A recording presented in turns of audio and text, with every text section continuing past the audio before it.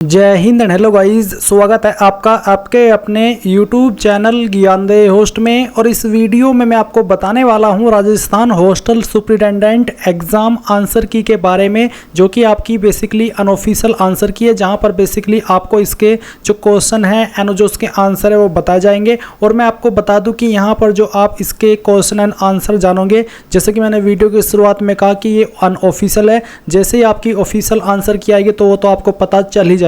अभी के लिए आप यहां पर ये मिलान कर सकते हैं कि जो आप एग्जाम के अंदर आंसर दे करके आए हैं वो आपके इस आंसर की से कितने मिलान कर रहे हैं, और इस आंसर की के अकॉर्डिंग आपके कितने सवाल सही आते हैं वो आप कमेंट के माध्यम से बताइएगा। और अगर आपको किसी सवाल के आंसर पर कोई डाउट हो तो आप कमेंट के माध्यम से सभ्य भाषा का इस्तेमाल करके बता सकते हैं। अब चलिए बात करते हैं इस आंसर की के बारे में। तो ये एग्जाम आपका आज की डेट 28 जुलाई 2024 में हुआ है। एग्जाम टाइम आपका सुबह 10 से 12 बजे था। टोटल क्वेश्चन आपके इसमें 100 है। तो चलिए अब एक एक करके इन क्वेश्चंस के बारे में जान लेते हैं।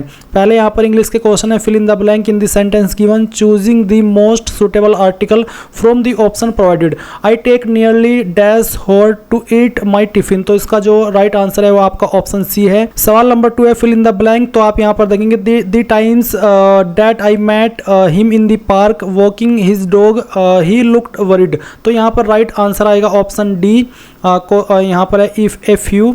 सवाल नंबर तीसरा है, I don't take dash sugar in my tea as I am health conscious. तो आपका राइट आंसर है ऑप्शन ए यानी कि मच। सवाल नंबर 4 आप देखेंगे, इसमें आपको डायग्राम दिया गया है, आप इसको देख लीजिएगा वीडियो को पॉज करके। राइट आंसर आएगा आपका ऑप्शन सी। सवाल नंबर 5 में भी आपका सोल्यूशन देने को बोला है, तो आप वीडियो को पॉज करके इसको देख सकते हैं। एंड राइट आंसर जो आएगा वो आएगा आपका ऑप्शन सी। इसके बाद सवाल नंबर 6 है, which constitutional amendment provided a 3 tier system of Panchayati Raj for all state having population of over 20 lakh.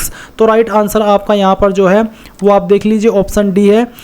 इसके बाद यहाँ पर सवाल नंबर 7 आएगा। सवाल नंबर 7 आप देख सकते हैं, इंग्लिश और हिंदी दोनों के अंदर आपको यहाँ पर क्वेश्चन दिखाई दे रहे हैं। सन 1857 के विद्रोह के समय भारत में मुगल बादशाह कौन था? तो राइट आंसर है आपका डी यानी कि बहादुर शाह सेकंड। सवाल नंबर 8 का भी आंसर अवेलेबल नहीं है, इसलिए मैं आपको इसको नहीं बता रहा हूँ। और मैं आपको बता दूं कि इस वीडियो के अंदर जिन क्वेश्चन के आंसर रह जाएंगे देने, वो मैं आपको इस वीडियो में कमेंट प्रिंट के माध्यम से जैसे मुझे सटीक आंसर मिलेगा वो बता दूंगा। सवाल नंबर 9 यहाँ पर आप देखेंगे, दिए गए कथनों के आधार पर कौन सा निष्कर्ष निकलेगा? तो आप कथन पढ़ लीजिए। इसका जो राइट आंसर आएगा वो आएगा ऑप्शन सी यानी कि न तो 1 अनुसरण करता है और न ही 2 अनुसरण करता है। सवाल नंबर 10 आप यहाँ पर देखेंगे, कथन ए वर्षों के बिना फसलें बढ़िया नहीं होगी, और बी है फसलें बढ़िया थी। तो राइट आंसर आएगा आपका ए यानी कि केवल 1 अनुसरण करता है। सवाल नंबर 11 आप यहाँ पर देखेंगे, आपको अगर इंग्लिश में देखना है तो आप वीडियो को पॉज करके देख लीजिएगा। मैं अभी यहाँ पर मेनली जो आपका हिंदी इसका ट्रांसलेशन है वो आपको बता रहा हूँ। तो इसमें सवाल नंबर 11, राजस्थान में निःशुल्क एवं अनिवार्य शिक्षक अधिकार अधिनियम 2009 डैश से लागू किया गया। तो राइट आंसर है आपका सी यानी कि 1 अप्रैल 2010। सवाल नंबर 12 आप यहाँ पर देखेंगे, इनमें से किसे 2023 में अर्जुन पुरस्कार प्राप्त हुआ है? तो राइट आंसर है आपका ए यानी कि मोहम्मद शमी क्रिकेट। सवाल नंबर 13 आप यहाँ पर देखेंगे, इसमें आपको कथन दिए गए, आपको इनको सुमेलित करना है। तो राइट आंसर जो आएगा वो आएगा आपका ऑप्शन ए। सवाल नंबर 14 आप यहाँ पर देखेंगे, सन 1779 में बड़गांव की संधि डैश और अंग्रेजों के बीच हस्ताक्षरित हुई। तो यहाँ पर राइट आंसर है ए यानी कि मराठो। सवाल नंबर आपका नेक्स्ट है, स्वराज पार्टी के संस्थापक कौन थे? तो राइट आंसर आएगा आपका सी यानी कि मोतीलाल नेहरू और सी आर दास। सवाल नंबर 16 है, अब अरब स्प्रिंग वाक्यांश पहली बार किसके द्वारा प्रयोग किया गया था? तो राइट आंसर है आपका बी यानी कि मार्क लिंच। सवाल नंबर 17 है, संप सभा की स्थापना किसके द्वारा की गई थी? तो राइट आंसर है आपका ए यानी कि गोविंद गुरु गिरी। सवाल नंबर 18 है, ग्राम सभा की किसी भी बैठक के लिए गणपूर्ति कोरम डैश होती है? तो राइट आंसर है बी यानी कि कुल संख्या के 10% उपस्थिति। सवाल नंबर 19 है, निम्नलिखित में से किसे ग्राम सभा की कार्यकारी समिति के रूप में जाना जाता है? तो राइट आंसर है आपका ए यानी कि ग्राम पंचायत। सवाल नंबर 20 है, निम्नलिखित में से कौन ग्रामीण स्थानीय स्व निकाय की संस्था नहीं है? तो राइट आंसर है आपका ए यानी कि नगर पालिका। सवाल नंबर 21 आता है, निम्नलिखित में से कौन सा पंचायत समिति का कार्य नहीं है? निम्न में से से सबसे उपयुक्त विकल्प को चुने। तो आपका राइट आंसर है डी, यानी कि नगर नियोजन। सवाल नंबर 22 आता है, निम्नलिखित में से कौन सा कार्य ऑनलाइन इंटरनेट पर नहीं किया जा सकता है, निम्न में से सबसे उपयुक्त विकल्प को चुने। तो राइट आंसर है आपका डी, यानी कि फसलों की बुआई। सवाल नंबर 23 है, निम्नलिखित में से कौन उपयोगकर्ता द्वारा इनपुट किए गए डेटा को कंप्यूटर द्वारा समझने योग्य प्रारूप में परिवर्तित करने के लिए जिम्मेदार होता है। तो राइट आंसर है आपका बी, यानी कि इनपुट डिवाइस। सवाल नंबर 24 है, नवंबर 2023 में भारत के मुख्य सूचना आयुक्त के रूप में किसे नियुक्त किया गया। तो राइट आंसर है आपका डी, यानी कि हीरालाल सामरिया। सवाल नंबर 25 है, ओएनजीसी की स्थापना कब हुई। तो राइट आंसर है आपका बी, यानी कि 1956 ईस्वी में। सवाल नंबर 26 है, झारखंड राज्य में सबसे बड़ा कोयला क्षेत्र कहाँ पर स्थित है। तो राइट आंसर है आपका बी, यानी कि झरिया। सवाल नंबर 27 है, अन्नपूर्णा प्रमाण पत्र किसकी पहल है। तो राइट आंसर है आपका डी, यानी कि भारतीय सांस्कृतिक संबंध परिषद ICCR। सवाल नंबर 28 है, वर्ष 2022-23 में बाजरा की फसल के उत्पादन में कौन सा राज्य प्रथम स्थान पर रहा। तो राइट आंसर है आपका डी, यानी कि राजस्थान। सवाल नंबर 19 है, जलवायु परिवर्तन प्रदर्शन सूचकांक 2024 में भारत का स्थान कौन सा है। तो राइट आंसर है आपका बी, यानी कि 7वां। सवाल नंबर 30 आता है, निम्न में से चौथी पीढ़ी की भाषा से संबंधित है, किस भाषा से।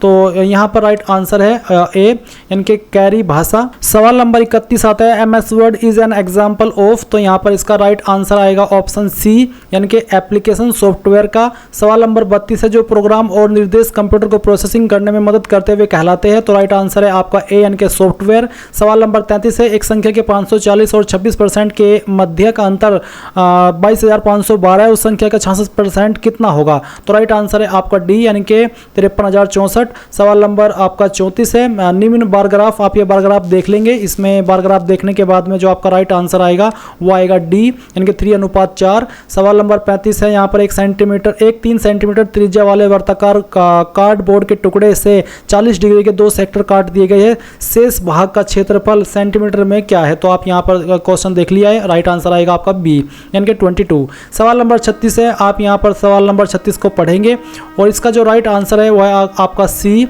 यानी कि चाचा। सवाल नंबर 37 में आप देखेंगे, यदि एक निश्चित कोड में एंडेवर को डी ये लिखा जाता है तो इसका एम्पलीफायर को क्या लिखा जाएगा। तो राइट आंसर है आपका बी। सवाल नंबर 38 है, डैश के स्थान पर क्या आएगा। तो इसका राइट आंसर है आपका बी, यानी कि S49E। सवाल नंबर 39 आप देखेंगे, निम्न में से कौन सा समाजवादी अर्थव्यवस्था का गुण नहीं है। तो यहाँ पर राइट आंसर है आपका बी, यानी कि उपभोक्ता की स्वतंत्रता में कमी। सवाल नंबर 40 है, किस मिट्टी को रेगुर मिट्टी के नाम से जाना जाता है। तो राइट आंसर है आपका ए, यानी कि काली मिट्टी। सवाल नंबर 41 आता है, नंदा देवी जैव मंडल रिजर्व किस राज्य में स्थित है। तो राइट आंसर है आपका ए, यानी कि उत्तराखंड। सवाल नंबर 42 है, निम्नलिखित में से कौन एक रोपण प्लांटेशन फसल है। तो राइट आंसर है आपका ए, यानी कि चाय। सवाल नंबर 43 है, निम्नलिखित में से किसे रमन मैग्सेसे पुरस्कार से सम्मानित किया गया था। तो राइट आंसर है आपका बी, यानी कि डॉक्टर प्रमोद करण सेठी। सवाल नंबर 44 है, मुगल काल के दौरान प्रशासन के बारे में निम्नलिखित में से कौन सा कथन सही नहीं है। तो राइट आंसर है आपका ए, यानी कि सरदार मीर ए सना नौसेना विभाग के प्रमुख थे। सवाल नंबर 45 है, केवल्य संबंधित है। तो राइट आंसर है आपका बी, यानी कि जैन दर्शन से। सवाल नंबर 46 है, कौन सा एक प्राकृतिक परितंत्र इकोसिस्टम नहीं है। तो राइट आंसर है आपका बी, यानी कि मछली घर। सवाल नंबर 47 है, भारत का राष्ट्रगान जनगण मन के रचयिता है। तो राइट आंसर है आपका डी, यानी कि रविंद्रनाथ टैगोर। सवाल नंबर 48 है, इसका जो राइट आंसर आएगा वो आएगा आपका ऑप्शन डी, यानी कि 9.02 किलोमीटर। सवाल नंबर 49 है, सर्वण्य शब्द में कौन सा प्रत्यय है। तो इसका भी एग्जैक्ट आंसर अवेलेबल नहीं है, और जैसे कि मैंने कहा था कि जो क्वेश्चन के आंसर रह जाएंगे वो मैं आपको बाद में कमेंट पीड में इसी वीडियो में बता दूंगा। सवाल नंबर 50 है, अंधेरा शब्द में कौन सा प्रत्यय है। तो राइट आंसर है आपका बी, यानी कि एरा। तो गाइज इस वीडियो के अंदर मैंने आपको सिर्फ 50 क्वेश्चन के ही आंसर दिए हैं, और जो आपकी पार्ट 2 की वीडियो है वो आपकी तभी आएगी जब आपका इंटरेस्ट हो इस आंसर की को आगे कंटिन्यू करने का। अगर आप चाहते कि मैं आपके लिए इस एग्जाम ये जो आपका हुआ है इसके आंसर की सोल्ड पेपर की पार्ट 2 की वीडियो बनाऊं, तो आप कमेंट के माध्यम से कमेंट कर दीजिएगा पार्ट 2, तो मैं समझ जाऊंगा और मैं आपके लिए इसकी पार्ट 2 की वीडियो आज की डेट में ही बना दूंगा। तो उसके लिए आपको कमेंट करना होगा, इग्नोर नहीं करना होगा। और बस यही थी जानकारी, आई होप आपको पसंद आई होगी। और इस आंसर की के अकॉर्डिंग इन 50 क्वेश्चन के आंसर में से आपके कितने सही आए हैं वो आप कमेंट के माध्यम से बता दीजिएगा। Thanks for watching. जय हिंद।